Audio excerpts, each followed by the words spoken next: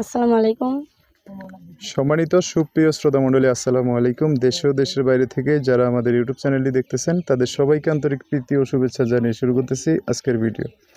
দর্শক, আজকে আমরা আমাদের ভিডিওতে একটা আপুকে নিয়ে আসছি, তার জীবনে কিছু কথা আপনাদের মাঝে তুলে ধরবো। দর্শক, ভিডিওটা না টেনে সম্পূর্ণ দেখলে আপুর ফোন নাম্বারটি ভিডিওতে পাবেন। আসসালামু আলাইকুম। ওয়ালাইকুম আসসালাম। কেমন আছেন? আল্লাহ রাখছে। আল্লাহ ভালো রাখছে না? আচ্ছা, তো নাম কি আপনার? জান্নাতি। খুব সুন্দর নাম। বাবা মা আছে? না, মা আছে, বাবা নাই। বাবা কোথায়? মারা গেছে। আহা, কষ্ট। ভাই বোন আছে কজন? ছোট একটা ভাই আছে। ছোট ভাই আছে একজন, হুম। আর মা না? হ্যাঁ। আচ্ছা, তো ছোট ভাই মা কোন জায়গায় থাকেন আপনারা? যশোর কালীগঞ্জে।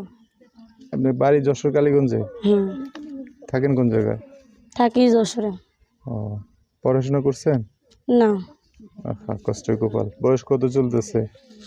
18। পরিপূর্ণ। বিয়ে শাদীর জন্য কেউ আসে? অনেকেই তো আসেন, আসলে কি হইব? যৌতুক চায়, টাকার নিগে বিয়ে শাদী হয় না। খালি যৌতুক চায়, টাকা চায়, হুন্ডা চায়, বাড়ি চায়, এগুলো চায় না? বউ চায় না? বউ চাইব কি? টাকা হইলেই তো হইব। ও, মানে তাদের টাকা দরকার আগে, তারপরে বউ। টাকা কয়দিন খাইয়ে দেয়, বউ খেদাই দিয়ে আরেকটা বিয়ে করবো, এরকম না?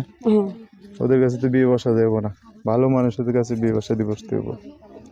আচ্ছা, তো এখন ভিডিওতে আসার কারণ কি এটাই নাকি কোনটা? না, খুব কষ্টেই পড়ে আইছি, খাইতে পারি না, পড়তে পারি না।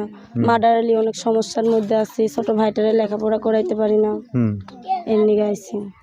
আচ্ছা, কোনো ভাই যদি পাশে দাঁড়াইতো তাহলে আল্লাহর রহমতে তো ভালো হইতো। মাটা অনেক অসুস্থ আছে, টাকার নিগা চিকিৎসা করতে পারি না, ভাইটারে মাদ্রাসায় পড়াইতে পারি না, কি আচ্ছা। করবো? তো এখন হেল্প সহযোগিতা করলে ভালো হইতো। ঠিক আছে, বয়স যে 18 হয়েছে, বিয়ে শাদী কি দরকার নাই?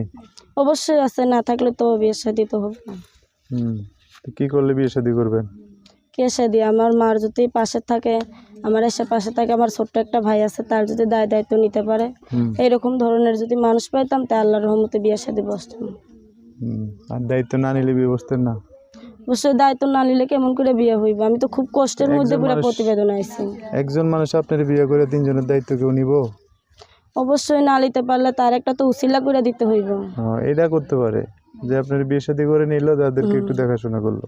অবশ্যই। কারণ আপনার ভাই বড় হইলে তো আর দায়িত্ব নেওয়া লাগবে না, তাই না? বড় হইলে তো নিজেরটা নিজে কইরা খাইতে পারবো, আপনার মারে খাওয়াইতে পারবো। হ্যাঁ, অবশ্যই। ওটাই, ঠিক আছে, সাপোর্ট করবো আর কি একটু। আচ্ছা, যোগাযোগ করবে কিভাবে?